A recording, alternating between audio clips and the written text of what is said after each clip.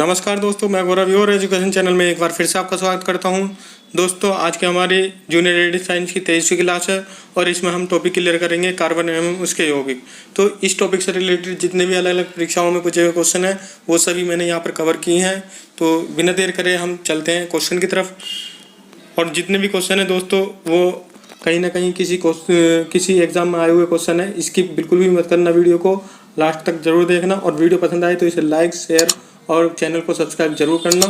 अगले ये क्वेश्चन देखते हैं हम। कार्बन का वह स्थायी अपर रूप जिसे हाल ही में खोजा गया उसका नाम क्या है? उसे ये है C60। ऑप्शन नंबर बी इसका बिल्कुल सही आंसर होगा। अगले क्वेश्चन की तरफ चलते हैं। सर्वाधिक क्वथनांक वाला यौगिक है, तो सर्वाधिक क्वथनांक वाला यौगिक N-पेंटेन है।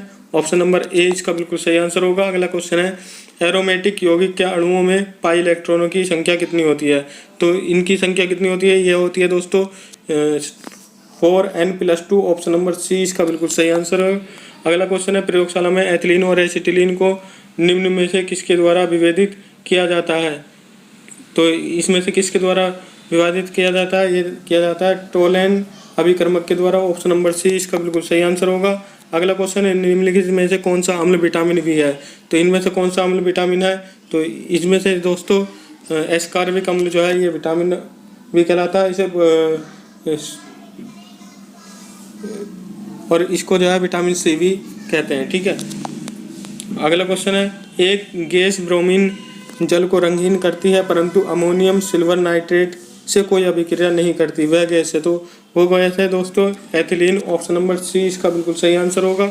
अगले क्वेश्चन की तरफ चलते हैं। कार्बन की उच्चतम मात्रा पाई जाती है, तो कार्बन की उच्चतम मात्रा किस में पाई जाती है? ये क्या पाई जाती है? स्नेहक तेल में। ऑप्शन नंबर सी इसका बिल्कुल सही होगा। अगले क्वेश्चन की तरफ चलते हैं। निम्न में से कौन से यौगिक सदृश्य श्रेणी के हैं? तो यानी कि एल्कोहल श्रेणी के कौन से हैं? C2H6O2 और तथा CH4O। ऑप्शन नंबर बी इसका बिल्कुल सही आंसर होगा। अगला क्वेश्चन है मेथेन, एथेन, प्रोपेन और ब्यूटेन को उनके बढ़ते हुए क्वथनांक के क्रम में व्यवस्थापित करें। तो इनका बढ़ता हुआ क्वथनांक है ये meth, eth, prop, but. Option number C इसका बिल्कुल सही होगा। अगले क्वेश्चन की तरफ चलते हैं हम। मार्स गैस है, तो मार्स गैस इनमें से कौन सी है? ये मेथेन गैस जो होती है मार्स गैस कहलाती है, CH4। अगले क्वेश्चन की तरफ चलते हैं। कार्बन के बाद श्रृंखलन हेतु बंद ऊर्जा है, तो कौन सी है? ये SI जो है कार्बन परमाणु में एक दूसरे से जुड़कर कार्बन परमाणु की लंबी खुली और बंद श्रृंखला बनाने के प्रबल प्रवृत्ति होती है। किसी तत्व के परमाणुओं का एक दूसरे के जुड़ के खुली या बंद श्रृंखला बनाने का गुण उसका श्रृंखलित होने का गुण कहलाता है। और श्रृंखलित होने की प्रवृत्ति कार्बन में सबसे प्रबल होती है और इस गुण के कारण कार्बन के यौगिकों की संख्या बहुत अधिक है।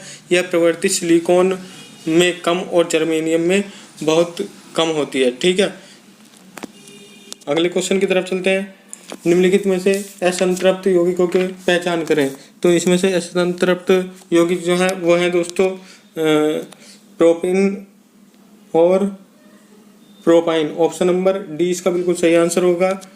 अगले क्वेश्चन की तरफ चलते हैं। निम्न में से कौन सा उत्पाद सड़क बनाने में काम लिया जाता है? तो इसमें से कौन सा उत्पाद किया जाता है? वो बिटुमिन को जो है सड़क बनाने में काम में लिया जाता है। ऑप्शन नंबर बी इसका बिल्कुल सही आंसर होगा।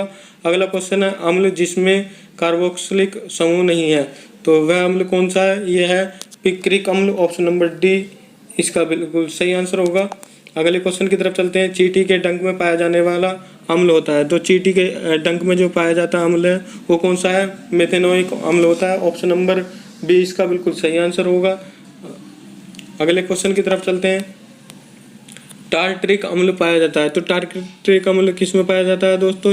ये पाया जाता है खट्टे फलों में, एक तो कच्चे आमों में या अंगूर में। तो ऑप्शन नंबर सी इसका बिल्कुल सही हो जाएगा। अगले क्वेश्चन की तरफ चलते हैं दोस्तों। स्याही का दाग मिटाने के लिए कौन सा अम्ल प्रयोग करते हैं? तो स्याही का दाग मिटाने के लिए ऑक्सैलिक अम्ल का प्रयोग किया जाता है। ऑप्शन नंबर ए इसका बिल्कुल सही होगा। ये इम्पोर्टेंट क्वेश्चन है, ये पूछा जाता है और अक्सर लोग इसे गलत कर देते हैं। अगले क्वेश्चन की तरफ चलते हैं। चींटी के डंक में निम्नलिखित में से कौन सा अम्ल होता है? तो चींटी के डंक में जो होता है वो होता है फार्मिक अम्ल। ऑप्शन नंबर ए इसका बिल्कुल सही आंसर होगा। अगला क्वेश्चन की तरफ चलते हैं। 2 मेथाइल प्रोपेन में 3 डिग्री कार्बन की संख्या है, तो कितनी संख्या होती है इसमें? ये होती है दोस्तों एक होती है 3 डिग्री कार्बन की। ऑप्शन नंबर बी इसका बिल्कुल सही आंसर होगा। अगला क्वेश्चन है कार्बन के बहुत अधिक यौगिक हैं, क्यों होते हैं बहुत अधिक यौगिक? क्योंकि इसमें श्रृंखलीकरण की प्रवृत्ति अधिक होती है। ऑप्शन नंबर सी इसका बिल्कुल सही आंसर होगा। अगले क्वेश्चन की तरफ चलते हैं। ठोस कार्बन डाइऑक्साइड को क्या कहते हैं? तो ठोस कार्बन डाइऑक्साइड को हम सूखी बर्फ भी कहते हैं। ऑप्शन नंबर डी इसका सही आंसर होगा। अगले क्वेश्चन की तरफ चलते हैं। सिरका क्या है? तो सिरका जो होता है ये तनु एसिटिक एसिड होता है। ऑप्शन नंबर ए इसका बिल्कुल सही होगा। अगले क्वेश्चन की तरफ चलते हैं हम। नींबू में स्थित अम्ल का नाम बताइए। तो नींबू में जो अम्ल होता है वो होता है सिट्रिक अम्ल। ऑप्शन नंबर सी इसका बिल्कुल सही होगा। अगले क्वेश्चन की तरफ चलते हैं। निम्नलिखित में से कौन दूध के खट्टे होने को प्रेरित करता है? तो कौन करता है? ये करता है लैक्टिक एसिड, उसमें उपस्थित लैक्टिक एसिड जो है दूध को खट्टा होने के लिए प्रेरित करता है। ऑप्शन नंबर डी इसका बिल्कुल सही होगा। निम्नलिखित में से किसका प्रयोग प्रकाश के उत्पादन में और धातुओं की वेल्डिंग करने में होता है? तो किसका प्रयोग होता है? ये होता है एसिटिलीन गैस का। ऑप्शन नंबर बी इसका बिल्कुल सही आंसर होगा। अगला क्वेश्चन है चारकोल घर में क्या जलाकर बनाया जा सकता है? तो किसे जलाकर हम चारकोल को घर में बना सकते हैं? हवा की अनुपस्थिति में लकड़ी को अगर जो हम जलाएंगे तो चारकोल बनाया जा सकता है। ऑप्शन नंबर ए इसका बिल्कुल सही होगा। अगला क्वेश्चन है इनमें से कौन दुर्बल अम्ल है? तो इसमें से कौन सा दुर्बल अम्ल है निम्न में से? तो ये है सिट्रिक अम्ल जो है सबसे दुर्बल अम्ल है। ऑप्शन नंबर ए इसका बिल्कुल सही आंसर होगा। अगला क्वेश्चन है कार्बन का वह अपर रूप जो विद्युत व ऊष्मा का सुचालक तथा उत्तम ल्यूब्रिकेंट है, तो वह कौन सा है? वह है ग्रेफाइट। ऑप्शन नंबर बी इसका बिल्कुल सही आंसर होगा। अगले क्वेश्चन की तरफ चलते हैं। दोस्तों अगर वीडियो आपको ज़रूर अगर आपको वीडियो पसंद आ रही है तो इसे ज़रूर लाइक करें और शेयर करें और हमारे चैनल को ज़रूर सब्सक्राइब कर लें, क्योंकि इस तरह की वीडियो यहाँ पर मिलती रहेगी। और आज से मैंने अपने चैनल पर ल्यूसेंट ऑब्जेक्टिव सीरीज़ भी शुरू कर दी है, जिसका इतिहास का फर्स्ट टॉपिक मैंने आज अपलोड कर दिया है सुबह 2 बजे। तो वो डेली आता रहेगा, उसको भी ज़रूर देखें। और साथ में हमारी प्रियांशी मैम की बायोलॉजी की डिस्क्रिप्टिव क्लास भी शुरू हो चुकी हैं, वो जाकर विजिट करें और मुझे बताएं कि कमेंट करके उसमें कि कैसी लगी आपको जानकारी। उनकी दी हुई जानकारी बहुत अच्छा पढ़ाती हैं और बहुत डीपली पढ़ाती हैं। एक बार उस वीडियो को ज़रूर जाकर देखें।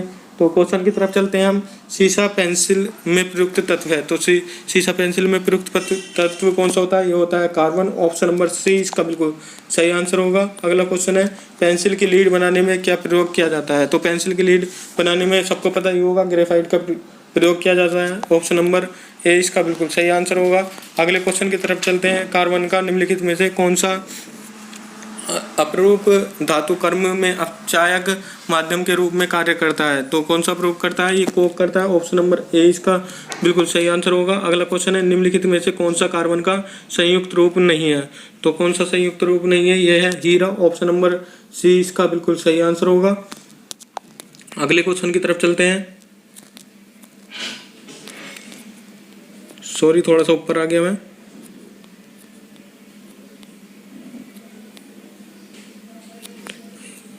ये क्वेश्चन हो चुका हमारा। कार्बन का निम्नलिखित में से कौन सा रूप में अपचायक माध्यम के रूप में कार्य करता है? तो ये कोक करता है, ये कर चुके हैं हम। अगला क्वेश्चन निम्नलिखित में से कौन सा कार्बन का संयुक्त रूप नहीं है? तो इसमें से कौन सा संयुक्त रूप नहीं है? यह है हीरा। ऑप्शन नंबर सी इसका बिल्कुल सही आंसर होगा। अगला क्वेश्चन है COOH निम्नलिखित में से किस क्रियात्मक समूह में उपस्थित है? तो ये किस में उपस्थित है? यह है दोस्तों कार्बोक्सिलिक अम्ल में जो है उपस्थित है ये। ऑप्शन नंबर डी इसका बिल्कुल सही होगा। अगला क्वेश्चन है एल्केन संतृप्त हाइड्रोकार्बन होते हैं जिनमें 2 कार्बन परमाणुओं के बीच एक एकल बंध पाया जाता है, जिसका सामान्य सूत्र होता है। तो इसका जो सामान्य सूत्र होता है वो क्या होता है दोस्तों? ये होता है CnH2n+2। ऑप्शन नंबर ए इसका बिल्कुल सही आंसर होगा। अगला क्वेश्चन है एल्कीन असंतृप्त हाइड्रोकार्बन जिनमें 2 कार्बन, यही क्वेश्चन आ गया, रिपीट हो गया। एथेन में प्रत्येक कार्बन परमाणु में से बंधा होता है, तो किससे बंधा होता है ये? एथेन में प्रत्येक कार्बन किस परमाणु से, कितने परमाणु से बना होता है? ये 4 परमाणु से बना होता है। ऑप्शन नंबर ए इसका बिल्कुल सही आंसर हो जाएगा। अगले क्वेश्चन की तरफ चलते हैं।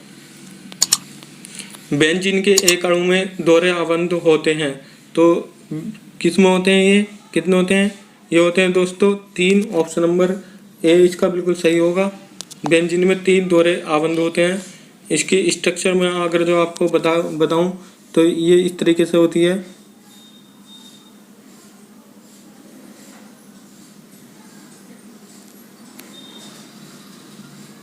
तो 1 2 3 यहाँ सी रहता है, सी सी सी सी सी, और इससे एच एच जुड़े होते हैं सबसे, एक एक हाइड्रोजन जुड़ी रहती है।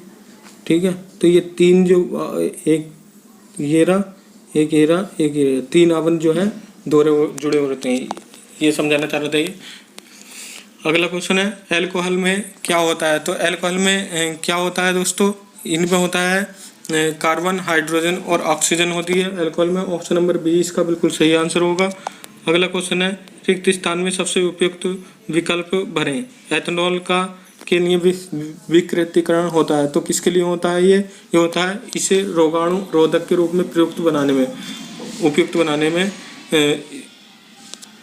इसका व्यतिकरण होता है। ठीक है, अगला क्वेश्चन है निम्नलिखित में से एथेनॉल किससे प्राप्त किया जाता है। तो एथेनॉल किससे प्राप्त किया जाता है दोस्तों, ये गन्ने से प्राप्त किया जाता है। ऑप्शन नंबर सी इसका बिल्कुल सही आंसर होगा।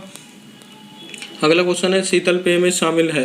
तो शीतल से पेय में कौन शामिल है इनमें से, यह carbonic acid. Option number A बिल्कुल सही आंसर होगा।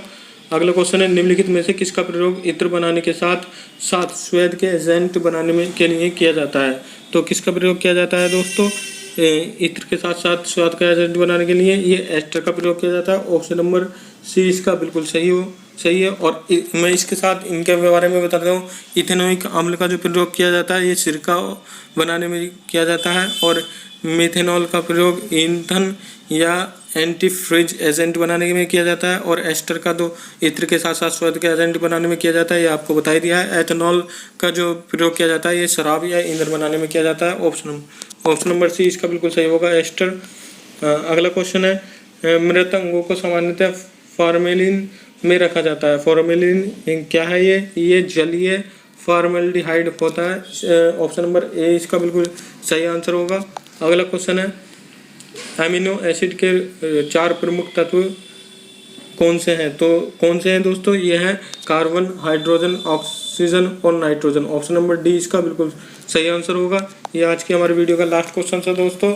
अगर जो आपको वीडियो पसंद आई हो तो वीडियो को लाइक ज़रूर करें और ज़्यादा से ज़्यादा अपने दोस्तों तक शेयर करें, और जो भी बंदा हमारे वीडियो को नया देख रहा है वो चैनल को सब्सक्राइब कर लें, क्योंकि यहाँ पर इस तरह की वीडियो आपको मिलती रहेंगी जितनी भी टीचिंग से रिलेटेड है। और साथ ही साथ आपको और भी प्ले लिस्ट मैंने चालू कर दी हैं, जैसे कि ल्यूसेंट की ऑब्जेक्टिव शुरू हो चुकी है, और बायोलॉजी की डिस्क्रिप्टिव क्लास भी आपकी शुरू हो चुकी है, और इसके 3 टॉपिक और बचे हैं दोस्तों इस जूनियर साइंस के। इसके बाद आपको कौन सा सब्जेक्ट करवाना वो मुझे कमेंट बॉक्स में ज़रूर बताएं। तो मिलते हैं अगली वीडियो पर, तब तक के लिए नमस्कार, जय हिंद।